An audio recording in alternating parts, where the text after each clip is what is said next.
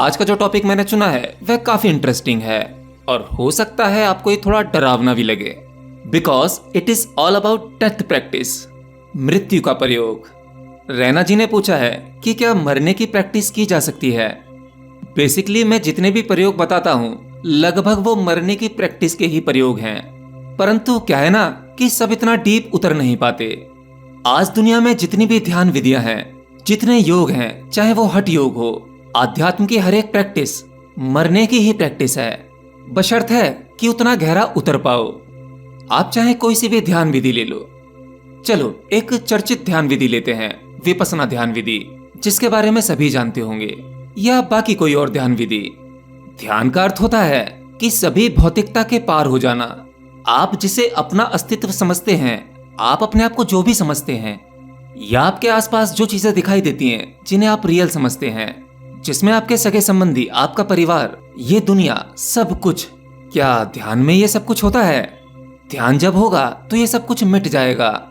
अब जैसे ही हमारे दिमाग में ये शब्द आता है कि सब कुछ मिट जाएगा, जो मैंने जोड़ा है, जो मेरे अपने हैं, या जो मैंने कमाया है, इस मिटने शब्द से ही आपके भीतर एक डर आ जाता है और ये डर आपको फिर से संसार में खींच लेता है। यानी ध्यान में उतरते उतरते आप वापस आ जाते हैं। लेकिन कभी आपने गौर नहीं किया होगा कि आप रोजाना मरते हैं। ये प्रकृति आपके लिए रोजाना मरने की व्यवस्था करती है और उसी मृत्यु के कारण आपको वह ऊर्जा मिल पाती है ताकि आप फिर से जी सकें। जी हाँ, मैं बात कर रहा हूँ नींद की। जब आप सोते हो, सोने से पहले तो आपके सभी सगे संबंधी होते हैं, आपकी पत्नी, पति, पुत्र सभी होते हैं। आपका जो नाम है आप वह नाम भी होते हैं, आपका जो ओहदा है आप वह भी होते हैं। लेकिन जैसे ये प्रकृति आपको गहरी निद्रा में उतारती है और आप सो जाते हैं, तब आपको अपने होने का बोध नहीं होता। अपने सगे संबंधी जिनसे आप प्रेम करते हैं, मृत्यु के समय वो सब छूट जाएंगे। उनका क्या होगा? आपने जो कमाया है, जो जोड़ा है, ये सब यहीं रह जाएगा। क्या कोई इस प्रकार का विचार उस नींद में आपको होता है? जवाब है नहीं। आपको चिंता ही नहीं होती। कई बार गहरी नींद में कुछ इस प्रकार के स्वप्न आते हैं जिसमें आपका वह अस्तित्व नहीं होता जो आपने इस दुनिया में सच में बनाया है। आपकी पूरी पर्सनैलिटी चेंज हो जाती है। वहां आपके वो सगे संबंधी भी नहीं होते। हो सकता है कि आपके स्वप्न में आपकी पत्नी कोई और हो, शायद आपको उसका चेहरा भी याद ना रहता हो, आपका ओहदा कुछ और हो। सब कुछ बदल जाता है, पूरी फिल्म चेंज हो जाती है और आपको वो सपना ही सच लगता है जिसे आप नींद से पहले सच समझ रहे थे। वो सब कुछ कहाँ चला जाता है? तो ये प्रकृति आपको रोजाना एक मृत्यु का अनुभव देती है, लेकिन वो बेहोशी में होता है। अगर आप नींद में पूरे होश पूर्वक जा पाएं, तो आप जीते जी मृत्यु का अनुभव कर सकते हैं। फिर ध्यान एक सेकंड में लग जाएगा। देखिए, मैं आपको एक सत्य बताता हूँ, जब तक किसी भी साधक को अपने जीते जी मृत्यु का अनुभव नहीं होता, तब तक वह आत्मज्ञान की ओर एक इंच भी नहीं बढ़ सकता। हाँ, मेडिटेशन की प्रैक्टिस से और वेद उपनिषद जैसी किताबें पढ़ने से उसे बहुत सारा शाब्दिक ज्ञान हो सकता है और वह अपने उस शाब्दिक ज्ञान से लोगों का मार्गदर्शन भी कर सकता है, परंतु उसके भीतर आत्मज्ञान का विस्फोट नहीं होगा। वह स्वयं का अनुभव नहीं ले पाएगा। उसके लिए आपको इस शरीर में रहते रहते एक बार मृत्यु का अनुभव अवश्य करना होगा। और किसी भी प्रकार का ध्यान आपको केवल मृत्यु के अनुभव की ओर ले जाता है। मैं जानता हूं आपको ध्यान के बारे में बहुत अच्छी नॉलेज है, मेरे बहुत से व्यूअर्स को है, लेकिन मैं आपसे पर्सनली मिला हूं, इसलिए मैं आपके बारे में जानता हूं। अब जरा अपने ध्यान के उन क्षणों को याद कीजिए जब आप ध्यान में गए थे, आंखें बंद की और बैठ गए। कुछ देर बाद आपको शरीर का नहीं पता, शरीर का बोध नहीं रहा। फिर जब आप थोड़ा गहरा उतरते हो, तब आपको इसका भी अता पता नहीं होता कि मेरा कौन पुत्र है, कौन पत्नी है, कौन सगा संबंधी है। इन सब की यादों से आप दूर हो जाते हैं। फिर आपके भीतर कुछ विचार पड़े रहते हैं या कुछ नए विचार आने लगते हैं। जब आप उन विचारों को भी आता जाता देखते हैं, कुछ चिंता वाले विचार, कुछ खुशी वाले विचार, कुछ बेतुके विचार, वह आते हैं और चले जाते हैं।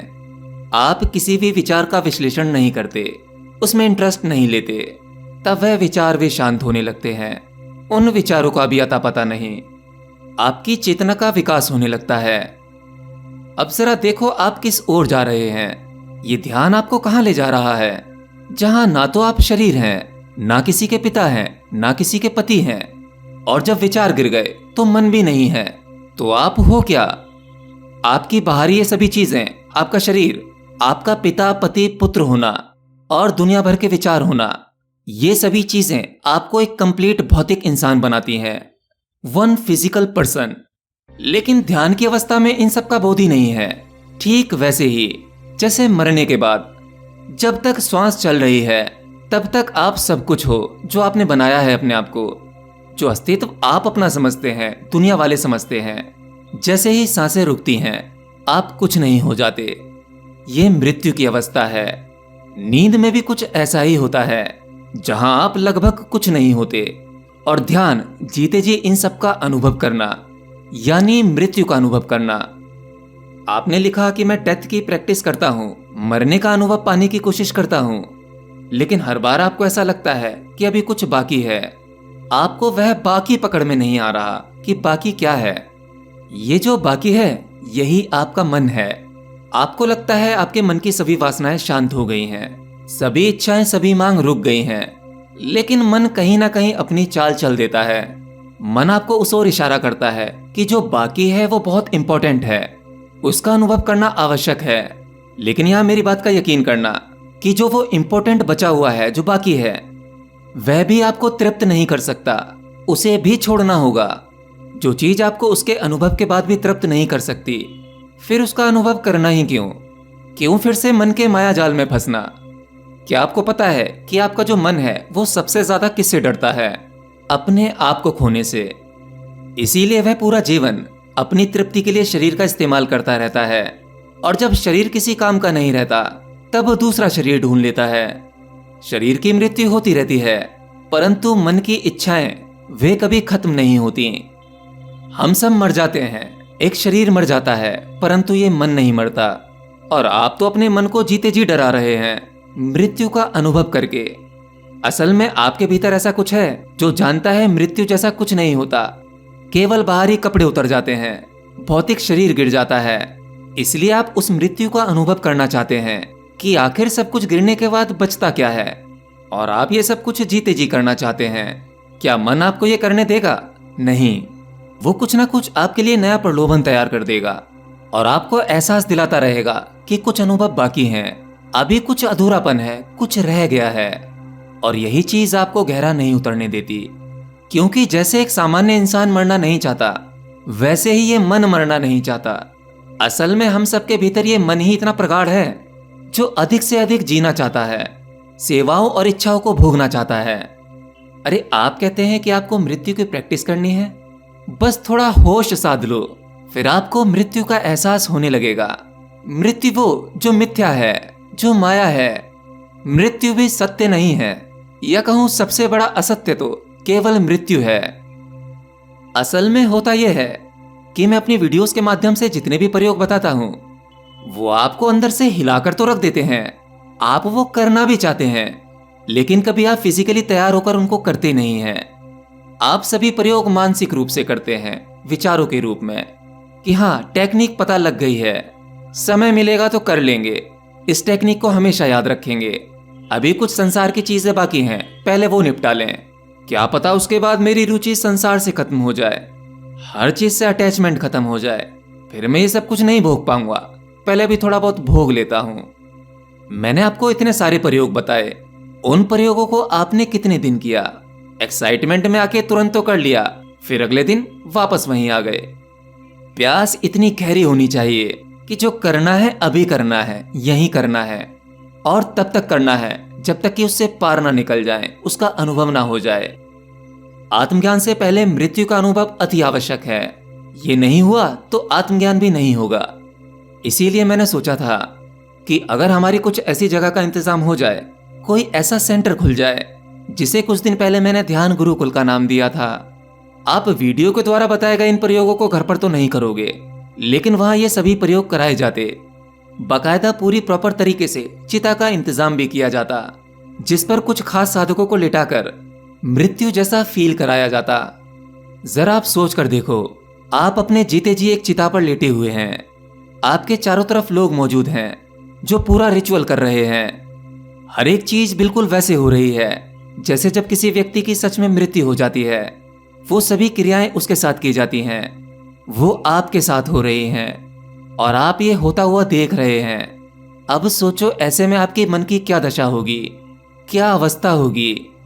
आप सभी जो मेरी ये बातें सुन रहे हैं, उनमें से कुछ लोगों को ये प्रयोग थोड़ा डरावना लग सकता है, भयानक लग सकता है, लेकिन इस तरह के प्रयोग आपकी पूरी मनोदशा बदल के रख देते हैं। ये कुछ प्रैक्टिकल प्रयोग हैं, ना कि मानसिक प्रयोग।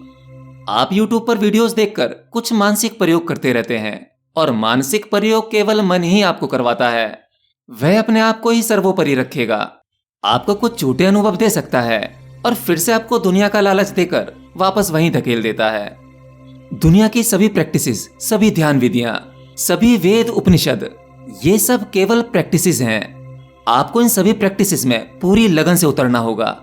फिर ये सभी प्रैक्टिसेस अपने आप छूट जाती हैं। फिर ना तो ध्यान में कुछ रह जाता है, ना ही वेद उपनिषद में कुछ रह जाता है, क्योंकि आपकी चेतना का विकास हो चुका होता है। आप उस परम ज्ञान और आत्मज्ञान पाने के लिए पूरी तरह से तैयार हो जाते हैं। तो केवल चीजों को सोचा मत करो, करो उन्हें, उनका अभ्यास करो, क्योंकि हर व्यक्ति के लिए समय हमेशा से ही कम है। अब चाहे वो कोई बच्चा हो, जवान हो या बूढ़ा हो, समय तेजी से फिसल रहा है। जो करना है अभी करो, क्योंकि मृत्यु के बाद आत्मज्ञान कभी नहीं घटेगा। उसके लिए फिर जन्म लेना पड़ेगा और फिर से ये सभी बकवास जीनी होगी जो आप जी जी कर थक गए हो। एनीवे, शायद आपको आपके सवाल का जवाब मिल गया हो।